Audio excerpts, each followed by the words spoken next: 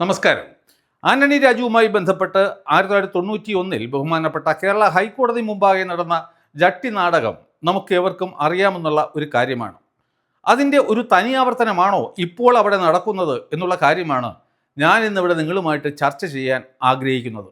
അന്നത്തെ ഹൈക്കോടതിയിലെ സംഭവത്തിന് ശേഷം ആന്റണി രാജുവിനെയും അന്ന് വഞ്ചിയൂർ കോടതിയിലെ തൊണ്ടി മുതൽ ക്ലർക്കായിരുന്ന ജോസിനെയും പ്രതിയാക്കി ഒരു ക്രിമിനൽ കേസ് ചാർജ് ചെയ്യപ്പെടുകയും നീണ്ട 35 വർഷങ്ങൾക്ക് ശേഷം ഈ വർഷം ജനുവരി മാസം 3-ാം തീയതി നെടുമങ്ങാട്ടെ ഫസ്റ്റ് ക്ലാസ് ജുഡീഷ്യൽ മജിസ്ട്രേറ്റ് കോടതി ആന്റണി രാജുവിന് 3 വർഷവും തടവും അതുപോലെ തന്നെ 10,000 രൂപ പിഴയും വിധിക്കുകയുണ്ടായി.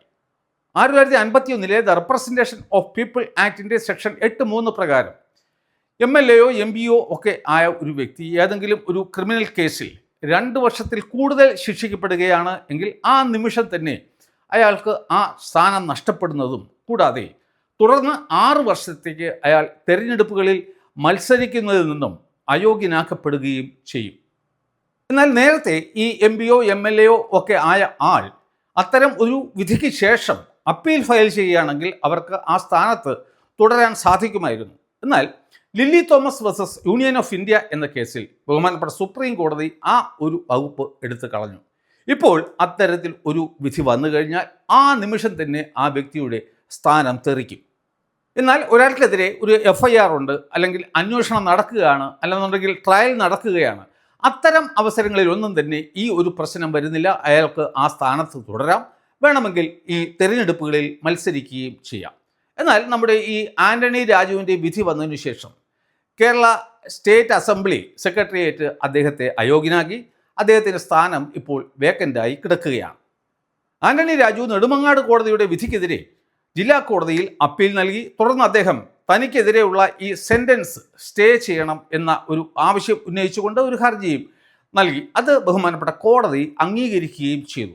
അതിനർത്ഥം ഈ ആന്റണി രാജു തൽക്കാലത്തേക്ക് ജയിലിൽ പോകേണ്ട ആവശ്യം ഇല്ല, എന്നാൽ അദ്ദേഹത്തിന് മത്സരിക്കാൻ കഴിയില്ല. അതുപോലെ തന്നെ ഈ അപ്പീൽ പെൻഡിങ്ങിൽ ആയിരിക്കുകയും ചെയ്യും എന്നാണ് ഈ സെൻറ്റൻസ് സ്റ്റേ ചെയ്യുന്നത് കൊണ്ട് കോടതി അല്ലെങ്കിൽ നിയമം അർത്ഥമാക്കുന്നത്. തുടർന്ന് ആന്റണി രാജു തനിക്കെതിരെയുള്ള കൺവിക്ഷൻ സ്റ്റേ ചെയ്യണം എന്നാവശ്യപ്പെട്ടുകൊണ്ട് മറ്റൊരു ഹർജി നൽകുന്നു. ആ ഹർജി അനുവദിക്കപ്പെട്ട് കഴിഞ്ഞാൽ അതിനർത്ഥം ഈ ശിക്ഷയുടെ ലീഗൽ എഫക്റ്റ് തൽക്കാലത്തേക്ക് ഇല്ലാതാകും എന്നർത്ഥം. അതായത് ശിക്ഷ തൽക്കാലത്തേക്ക് നോൺ ഓപ്പറേറ്റീവ് ആയിരിക്കും. അങ്ങനെ വരികയാണ് എന്നുണ്ടെങ്കിൽ ആന്റണി രാജുവിന് തെരഞ്ഞെടുപ്പുകളിൽ മത്സരിക്കാൻ സാധിക്കും. എന്നാൽ ഈ കൺവിക്ഷൻ സ്റ്റേ ചെയ്യുന്ന കാര്യം കോടതികൾ വളരെ അപൂർവങ്ങളായ കേസുകളിൽ മാത്രമേ അനുവദിക്കുകയുള്ളൂ. അതുപോലെ തന്നെ ഈ കേസിലും ആന്റണി രാജുവിൻ്റെ ആ ഹർജി ജില്ലാ കോടതി തള്ളിക്കളയുകയാണ് ഉണ്ടായത്. തുടർന്ന് അതേ ആവശ്യവുമായിട്ട് ആന്റണി രാജു ഹൈക്കോടതിയെ സമീപിച്ചു. അതിൻ്റെ ഈ വാദം നടക്കുന്ന വേളയിൽ ബഹുമാനപ്പെട്ട കേരള ഹൈക്കോടതി 3 പ്രധാനപ്പെട്ട ചോദ്യങ്ങൾ ഉന്നയിച്ചു. അതിൽ ഒന്നാമത്തെ ചോദ്യം എന്ന് പറയുന്നത് ആന്റണി രാജു തന്നെയാണ് ഈ ജട്ടി വെട്ടി ചെറുതാക്കിയത് എന്നുള്ളതിന് എന്താണ് തെളിവ് എന്നായിരുന്നു. എന്നാൽ നെടുമങ്ങാട് കോടതിയുടെ വിധിന്യായത്തിൻ്റെ 118 മുതൽ 168 വരെ ഖണ്ഡികകൾ നാം പരിശോധിക്കുകയാണ് എന്നുണ്ടെങ്കിൽ അതിന് വളരെ വ്യക്തവും കൃത്യവും നിയമപരവുമായ ഉത്തരം ആ കോടതി നൽകിയിട്ടുണ്ട്. 4/4/1990 ഈ ഓസ്ട്രേലിയൻ പൗരൻ ഈ ചരസുമായിട്ട് ട്രിവാൻഡ്രത്ത് പിടിയിലാക്കപ്പെടുന്നത്. 5/4/90 തന്നെ വെരി നെക്സ്റ്റ് ഡേ തന്നെ ഈ പ്രതിയെയും തൊണ്ടി മുതലും ഒക്കെ ഈ വഞ്ചിയൂർ കോടതിയിൽ എത്തിക്കുകയും ചെയ്തു. അതിനെ തുടർന്ന് 9/8/1990 ഈ ആന്റണി രാജു ഈ ജട്ടി ഈ കോടതിയിൽ നിന്നും ഒപ്പിട്ട് വാങ്ങിക്കൊണ്ട് പോയത്. തുടർന്ന് 5/12/1990 അദ്ദേഹം അത് തിരികെ ഏൽപ്പിക്കുന്നത്. ഇതിനൊക്കെ തെളിവുണ്ട്. ഈ ഫണ്ടമെൻ്റലായിട്ടുള്ള കാര്യങ്ങൾ തെളിയിക്കപ്പെട്ട് കഴിഞ്ഞ ഒരു സംഗതി ആയിരുന്നു. 9/8/90 മുതൽ 5/12/90 വരെ ഈ തൊണ്ടി മുതൽ രാജുവിൻ്റെ കൈവശം ആയിരുന്നു എന്നുള്ള കാര്യം അസന്നിഗ്ധമായി തെളിയിക്കപ്പെട്ടു. എന്നാൽ ഹൈക്കോടതി ഇപ്പോൾ ചോദിക്കുന്നത് ഈ രാജു തന്നെയാണോ ഇത് വെട്ടി ചെറുതാക്കിയത് എന്നുള്ളതാണ്. അപ്പോൾ അതിനും ഈ നെടുമങ്ങാട് കോടതി അതിൻ്റെ വിധിന്യായത്തിൽ വളരെ വ്യക്തമായിട്ട് ഇത് മറുപടി പറയുന്നുണ്ട്. അതായത് ഒരു പ്രോസിക്യൂഷൻ്റെ ഡ്യൂട്ടിയാണ് ഒരു കാര്യം ഈ പ്രതിക്കെതിരെ ഏതെങ്കിലും ഒരു വസ്തുത തെളിയിക്കുക എന്നുള്ളത്. എന്നാൽ ചില അവസരങ്ങളിൽ ഈ പ്രോസിക്യൂഷന് ചില കാര്യങ്ങൾ തെളിയിക്കാൻ പറ്റാതെ വരും. അതായത് അവർക്ക് ഫണ്ടമെൻ്റലായിട്ടുള്ള കാര്യങ്ങൾ എല്ലാം തന്നെ തെളിയിക്കാൻ സാധിക്കും, എന്നാൽ ഒരു പ്രത്യേക കാര്യം തെളിയിക്കാൻ സാധിക്കില്ല. ഇവിടെ എന്താണ് സംഭവിച്ചത്? ആന്റണി രാജു ഈ തൊണ്ടി മുതൽ കൊണ്ടുപോയി എന്നുള്ളതിന് തെളിവുണ്ട്, തിരികെ കൊണ്ട് വച്ചു എന്നുള്ളതിനും തെളിവുണ്ട്. ഇവിടെ ഉദിക്കുന്ന ഹൈക്കോടതി ഉന്നയിക്കുന്ന ചോദ്യം ഇത് ആരാണ് വെട്ടിച്ചെറുതാക്കിയത് എന്നാണ്. അത്തരം അവസരങ്ങളിൽ പ്രോസിക്യൂഷന് ഒരിക്കലും തന്നെ അത് തെളിയിക്കാൻ സാധിക്കില്ല. അവിടെയാണ് നമ്മുടെ എവിഡൻസ് ആക്ടിൻ്റെ സെക്ഷൻ 106 പ്രാധാന്യം ഉണ്ടാകുന്നത്. അപ്പോൾ ഇത്തരം അവസരങ്ങളിൽ ഈ ജട്ടി ആന്റണി രാജുവിൻ്റെ കൈവശം ആയിരുന്നു എങ്കിൽ അതാരാണ് വെട്ടിച്ചെറുതാക്കിയത് എന്ന് പറയാൻ ഈ പ്രോസിക്യൂഷൻ അതിനല്ല ബാധ്യത, മറിച്ച് ആന്റണി രാജുവിനാണ്. ഈ കേസിൽ ആന്റണി രാജു അതിന് വ്യക്തമായ ഒരു മറുപടി നൽകിയിട്ടും ഇല്ല. ബഹുമാനപ്പെട്ട കേരള ഹൈക്കോടതി ചോദിക്കുന്ന മറ്റൊരു പ്രധാനപ്പെട്ട ചോദ്യം ഈ മജിസ്ട്രേറ്റ് കോടതിയുടെ ഉത്തരവിൻ്റെ അടിസ്ഥാനത്തിലാണോ ആന്റണി രാജു ഈ ജട്ടിയുമായി പോയത് എന്നുള്ളതാണ്. ഈ നെടുമങ്ങാട് കോടതി അതിൻ്റെ വിധിന്യായത്തിൽ വളരെ വ്യക്തമായിട്ട് ഈ കാര്യങ്ങളൊക്കെ തന്നെ വിവരിക്കുന്നുണ്ട്.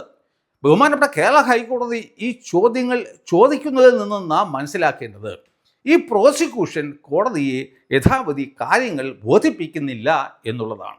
അപ്പോൾ ഇവിടെ ഈ നെടുമങ്ങാട് കോടതി പറഞ്ഞത് എന്താണെന്ന് വെച്ച് കഴിഞ്ഞാൽ, ഈ മജിസ്ട്രേറ്റ് കോടതി ഈ പ്രതിയുടെ തൊണ്ടി മുതൽ അല്ലാതെയുള്ള പേഴ്സണൽ ബിലോങ്ങിങ്സ് ഏകദേശം 50ഓളം സാധനങ്ങളുണ്ടായിരുന്നു, അത് തിരികെ നൽകാനാണ് ഉത്തരവ് ഇട്ടത്.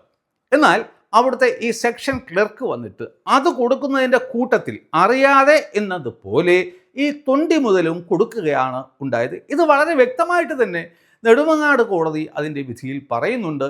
എന്നിട്ടും ബഹുമാനപ്പെട്ട കേരള ഹൈക്കോടതി ആ ചോദ്യം ചോദിച്ചതിൽ ആണ് എനിക്ക് സംശയം ഉണ്ടാകുന്നത്. മൂന്നാമതായിട്ട് ഹൈക്കോടതി ചോദിച്ച ചോദ്യം അത് നിങ്ങൾക്ക് ഏവർക്കും അറിയാം, അത് ഞാനാണ് ആദ്യമായിട്ട് ഉയർത്തിയത്. അതായത് ഈ ആന്റണി രാജു മറ്റൊരു സ്ത്രീ അഭിഭാഷകയുടെ ജൂനിയർ മാത്രം ആയിരുന്നു.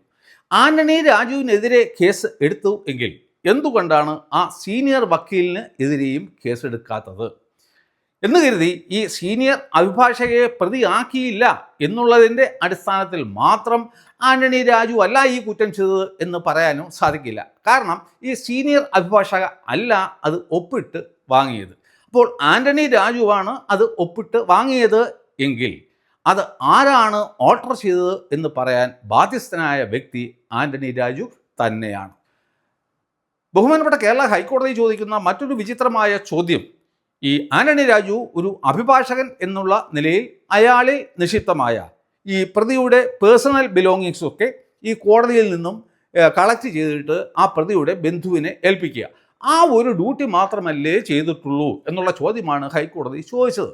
അതിൽ നിന്നും വ്യക്തമാകുന്ന ഒരു കാര്യം, ബഹുമാനപ്പെട്ട കേരള ഹൈക്കോടതി ആ നെടുമങ്ങാട് കോടതിയുടെ ജഡ്ജിമെൻറ്റ് വായിച്ചിട്ടില്ല എന്നുള്ളത് തന്നെയാണ്.